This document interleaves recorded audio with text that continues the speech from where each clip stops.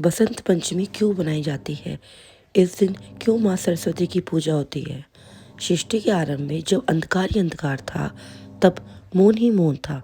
जब कोई शब्द नहीं था, कोई स्वर नहीं था, कोई ज्ञान नहीं था, तब भगवान ब्रह्मा ने इस संसार की रचना की थी। लेकिन आप जानते हैं, उस समय ये संसार कितना निर्जीव, कितना नीरस, कितना उदास था। आज मैं आपको एक कहानी सुनाने जा रही हूँ, जो शायद आपने पहले कभी इस सुनी भी नहीं होगी। ये कहानी है माँ सरस्वती के अवतरण की। ये कहानी है बसंत पंचमी के महत्व की। ये कहानी है उस दिन की जब इस धरती पर पहली बार ज्ञान का प्रकाश फैला था। नमस्कार मेरे प्यारे दर्शकों, मैं अर्जुन एक बार आपका हार्दिक स्वागत करती हूँ अपने इस चैनल में। इसमें आपको भगवान से जुड़ी और हमारी संस्कृति से जुड़ी सारी विख्यात जानकारी मिलेगी। साथ ही आप इस चैनल पर नए हैं तो मेरे चैनल को लाइक करें और सब्सक्राइब करें, और मैं इस तरह से वीडियो लेकर आपके सामने आती रहूँगी। आज की कथा अत्यंत ज्ञानवर्धक और प्रेरणादायक है। कथा शुरू करने से पहले आपसे एक विनम्र निवेदन है। शास्त्रों में कहा गया है, अधूरी कथा छोड़ी गई दुख और पाप का कारण बनते, इसलिए इसे अंत तक अवश्य सुनें। और अगर आप अपनी माँ से सच्चा प्रेम करते हैं तो इस वीडियो को लाइक करें और हमारे चैनल को सब्सक्राइब करें और कमेंट में माँ लिखकर अपना समर्थन दें। तो आइए आज बिना किसी विलंब के आरंभ करते हैं माँ सरस्वती की प्रेरणादायक कथा। जब ब्रह्मा जी ने सृष्टि की रचना की तो उन्होंने सोचा था कि वे एक अद्भुत संसार बनाएंगे। उन्होंने पर्वत बनाए, नदियाँ बनाई, पहाड़ वृक्ष बनाए और फूल पशु पक्षी बनाए और अंत में मनुष्य की रचना की। और साथ ही जब उन्होंने अपनी रचना को देखा तो उनका हृदय भारी हो गया। क्यों? क्योंकि उनकी रचना में कुछ भी कमी नहीं थी, कुछ ऐसा जो इस सृष्टि को पूर्ण नहीं कर पा रहा था, संपूर्ण नहीं कर पा रहा था। पर्वत थे लेकिन उनकी गूंज नहीं थी, नदियाँ थी लेकिन उनका कलकल स्वर नहीं था, बहता पानी की आवाज़ नहीं थी। पक्षी थे लेकिन उनकी चहचहाट नहीं थी। मनुष्य थे लेकिन वे मूर्ख थे, गूंगे थे, एक दूसरे से बात नहीं कर सकते थे। कोई भाषा नहीं थी, कोई संगीत नहीं था, कोई कला नहीं थी और कोई ज्ञान नहीं था। सब कुछ था लेकिन सब कुछ नीरस था, बेजान था। और ब्रह्मा जी ने देखा कि मनुष्य भटक रहे हैं, वे अपने मन की बात दूसरे तक कह नहीं पा रहे हैं, कोई एक दूसरे से बात नहीं कर रहा है, भावनाओं को नहीं समझा पा रहा है। माता पिता अपने बच्चों को प्यार करना चाहते हैं लेकिन कह नहीं सकते। पिता अपने पुत्र को आशीर्वाद देना चाहता है लेकिन शब्द नहीं है। प्रेमी अपनी प्रेमिका से प्रेम प्रकट नहीं कर सकता लेकिन भाषा नहीं है। गुरु अपने शिष्य को ज्ञान देना चाहता है लेकिन किस माध्यम से दे, कोई माध्यम नहीं है। ब्रह्मा जी का हृदय पीड़ा से भर गया। उन्होंने सोचा, मैंने क्या किया है? मैंने तो एक अधूरी सृष्टि बना दी है। अब यह संसार तो एक कारागार बन गया है जहाँ पर सब कुछ होते हुए भी कुछ नहीं है। और उन्हें अपनी रचना बेकार लगने लगी, गलीन लगने लगी। वो व्याकुल हो गए, उनकी आंखों में आंसू आ गए। एक पिता की तरह जिसका बच्चा बोल नहीं सकता, कुछ कह नहीं सकता, वैसे ब्रह्मा जी बहुत दुखी हो गए। ब्रह्मा जी ने अपनी पीड़ा को अधिक समय तक सहन नहीं कर सके। उन्होंने निर्णय लिया कि वे भगवान विष्णु के पास जाएंगे और उनसे इस समस्या का समाधान मांगेंगे। ब्रह्मा जी शिव सागर की ओर चल पड़े, जहाँ भगवान विष्णु शेषनाग की शैया पर विराजमान थे और माता लक्ष्मी उनके चरणों की सेवा कर रही थी। जब ब्रह्मा जी वहाँ पहुँचे तो उनका चेहरा उतरा हुआ था, उनकी आंखें नम थी और वह बहुत उदास थे। भगवान विष्णु ने तुरंत समझ गए कि ब्रह्मा जी किसी तकलीफ में है, कुछ गंभीर समस्या है। उन्होंने पूछा, ब्रह्मदेव आप इतने व्याकुल, इतने परेशान हैं, क्या हुआ? ब्रह्मा जी ने अपनी व्यथा सुनाई। उन्होंने कहा, प्रभु मैंने सृष्टि की रचना की लेकिन यह सृष्टि अधूरी है। इसमें प्राण तो है लेकिन स्वर नहीं है। भावनाएं तो व्यक्त करना चाहते हैं पर बोलने का माध्यम नहीं है। जीवन तो है, संगीत नहीं है।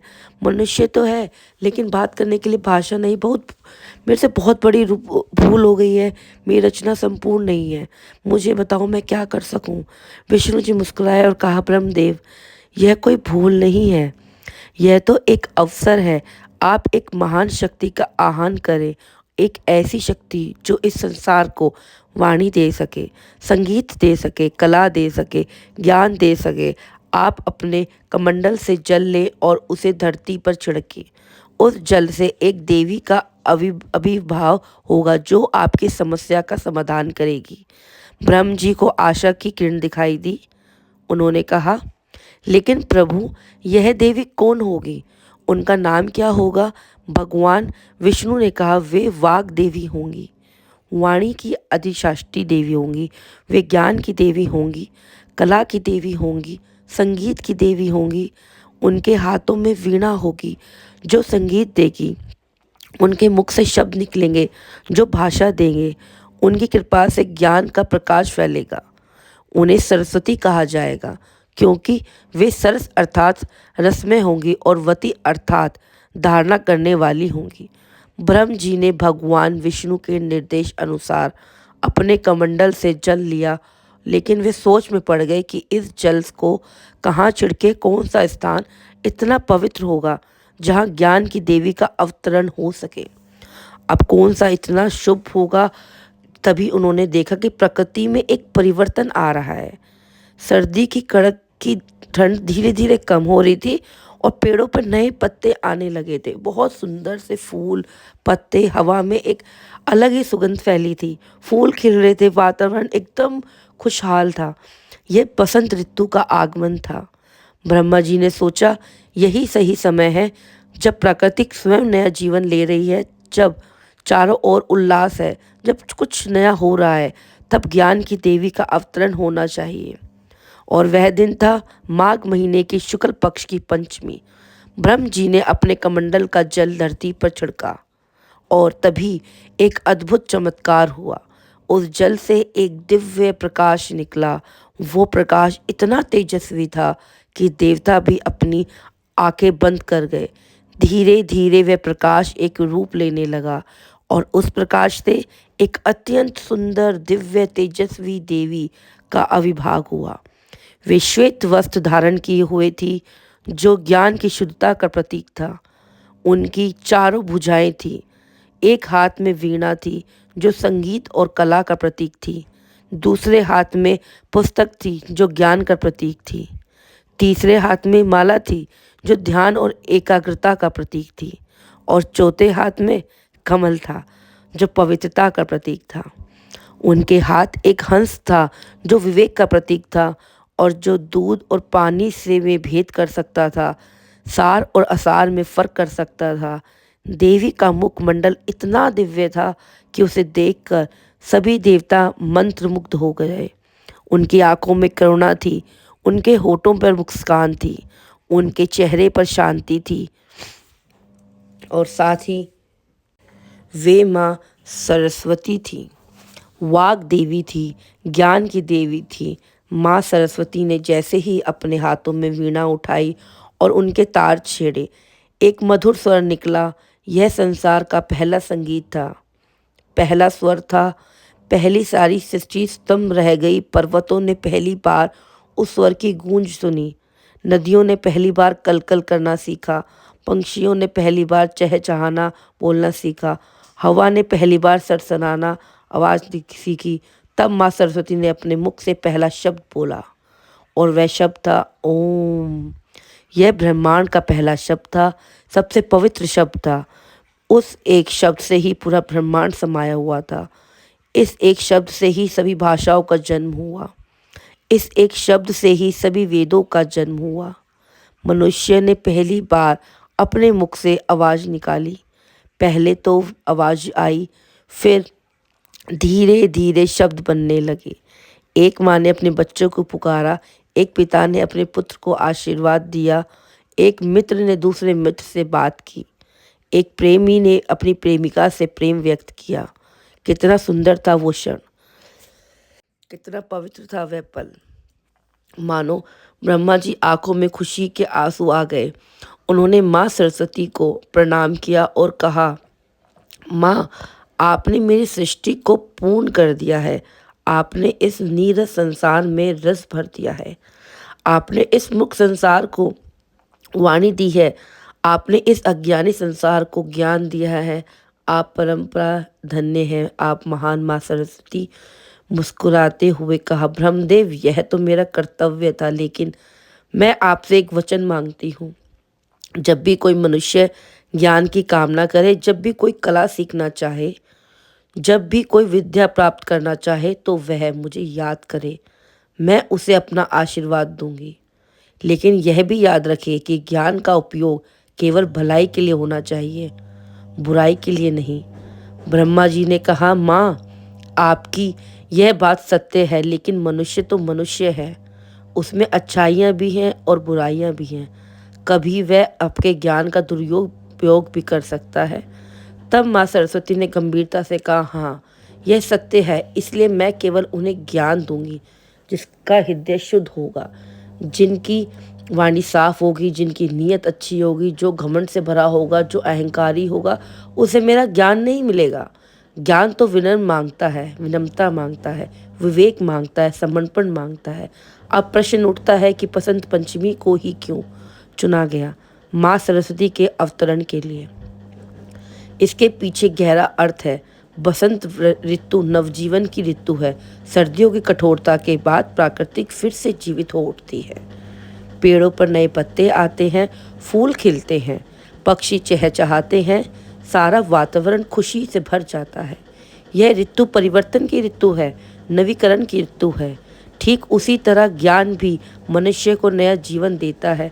जब किसी अज्ञानी व्यक्ति को ज्ञान मिलता है तो उसका जीवन बदल जाता है। वह अंधकार से प्रकाश की ओर आता है, वह मूर्खता से विवेक की ओर आता है। यह एक नया जन्म है, एक नई शुरुआत है। माघ महीने की शुक्ल पक्ष की पंचमी को यह अवतरण हुआ। पंचमी का अर्थ है पांचवा दिन। पांच हमारे पंच तत्वों का प्रतीक है। पृथ्वी, जल, अग्नि, वायु, अवकाश, आकाश, यह पांच तत्व मिलकर इस सृष्टि की रचना करते हैं। और माँ सरस्वती ने इन पांच तत्वों में प्राण फूंक दिया, उन्हें स्वर दिया, उन्हें ज्ञान दिया। माँ सरस्वती के अवतरण के बाद युग बीत गए। उनकी कृपा से अनेक विद्वान हुए, अनेक कवि हुए, अनेक संगीतकार हुए।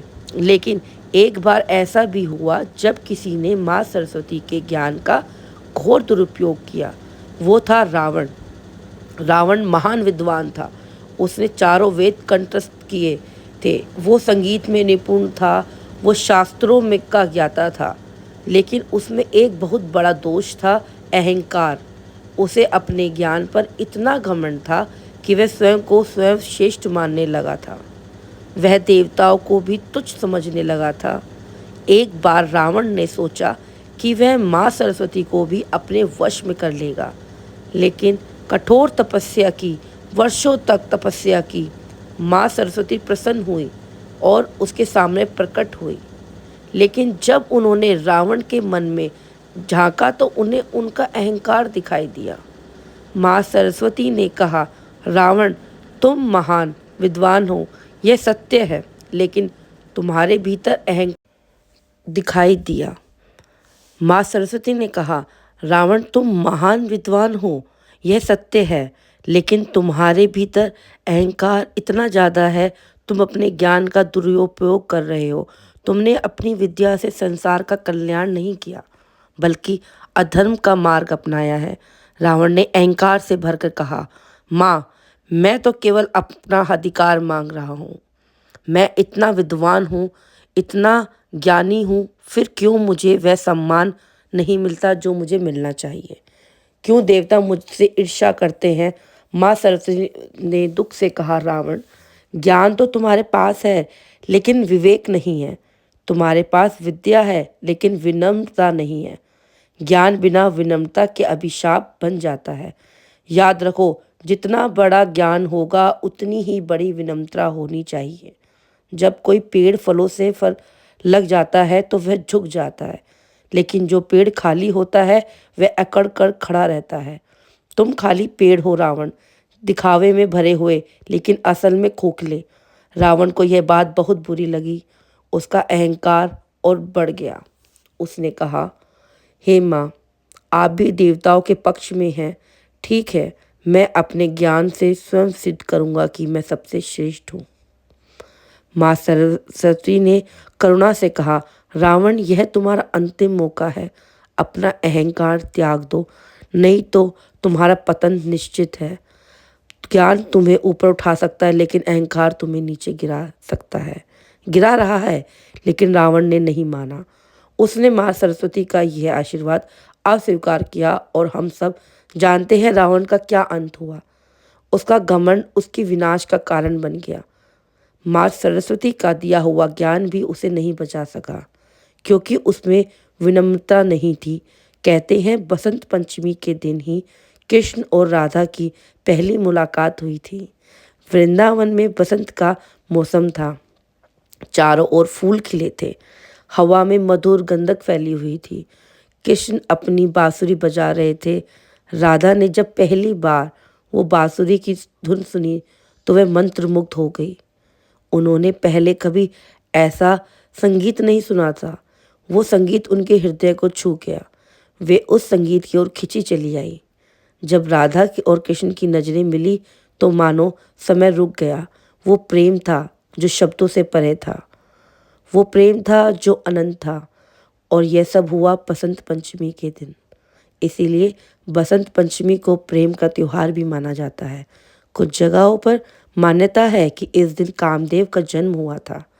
कामदेव प्रेम के देवता हैं, इसीलिए बसंत पंचमी का मत पंचमी भी कहा जाता है। इस दिन बहुत ही पवित्र माना जाता है। माँ सरस्वती की भव्य मूर्ति बनाई जाती है।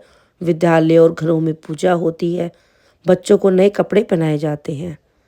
यह दिन शिक्षा का दिन है, संस्कृति का दिन है, माँ सरस्वती के प्रतीक का दिन है। माँ सरस्वती का गहरा अर्थ है श्वेत वस्त्र, रंग शुद्धता का प्रतीक है। यह दर्शाता है कि ज्ञान शुद्ध होना चाहिए। ज्ञान में कोई मिलावट नहीं होनी चाहिए, कोई स्वार्थ नहीं होना चाहिए। जैसे श्वेत रंग में कोई और रंग नहीं मिलता, वैसे ही ज्ञान में कोई बुराई नहीं मिली होनी चाहिए। वीणा संगीत का प्रतीक होता है, लेकिन संगीत नहीं, वीणा में कई तार होते हैं। हर तार अलग स्वर देता है, लेकिन जब सब तार मिलकर बजते हैं तो मधुर संगीत बनता है। यह प्रतीक है कि जीवन में विविधता है। हर व्यक्ति अलग है, लेकिन जब सब मिलकर चलते हैं तो समाज में सामंजस्य बनता है। पुस्तक का ज्ञान का भंडार यह दर्शाता है कि ज्ञान को संरक्षित करना जरूरी है। पीढ़ी दर पीढ़ी ज्ञान को आगे बढ़ना जरूरी है। हमारी पुस्तकें हमारी विरासत है, हमारी संस्कृति है। माला ध्यान और एकाग्रता का प्रतीक है। ज्ञान प्राप्त करने के लिए मन को शांत रखना जरूरी है। एकाग्र होकर जरूरी है, भटकते मन से ज्ञान नहीं मिलता। कमल पवित्रता का प्रतीक है। कमल कीचड़ में खिलता है, लेकिन कीचड़ उसे छू नहीं पाता। वैसे ही एक ज्ञानी व्यक्ति संसार में रहता है, लेकिन संसार की बुराइयां उसे प्रभावित नहीं करती। वह निर्लिप्त रहता है। हंस विवेक का प्रतीक है। हंस कहते हैं कि हंस दूध और पानी के मिश्रण से केवल दूध पी सकता है, पानी छोड़ देता है। वैसे ही एक ज्ञानी व्यक्ति सार असार में भेद कर सकता है। वो सत्य को पहचान सकता है, असत्य को त्याग सकता है। चार भुजाएं चार दिशाओं का प्रतीक है। यह दर्शाती हैं कि ज्ञान सर्वव्यापी है। ज्ञान की कोई सीमा नहीं है। माँ सरस्वती सभी दिशाओं में ज्ञान का प्रकाश फैलाती हैं। तो यह थी कहानी माँ सरस्वती की। यह थी कहानी बसंत पंचमी की। माँ सरस्वती ने इस संसार को वाणी दी, संगीत दिया, कला दी, ज्ञान दिया। उन्होंने इस नीरस संसार को रसमय बना दिया। उन्होंने इस मूर्ख संसार को स्वर दिया। उन्होंने इस अज्ञानी संसार को ज्ञान का प्रकाश दिया। तो आइए इस बसंत पंचमी पर हम सब मिलकर माँ सरस्वती से प्रार्थना करें, उनसे ज्ञान मांगे, विवेक मांगे, शक्ति मांगे, लेकिन साथ में विनम्रता भी।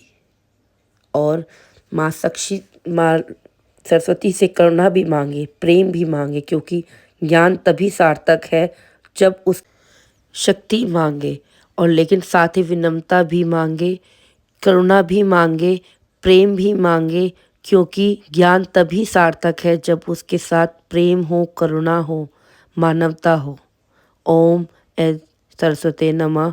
जय माँ शारदा, जय माँ सरस्वती, जय ज्ञान, जय माता। मेरे ये वीडियो आपको अच्छी लगी हो तो मेरे चैनल को सब्सक्राइब करें और कमेंट में जय सरस्वती माता अवश्य लिखें। जय माँ।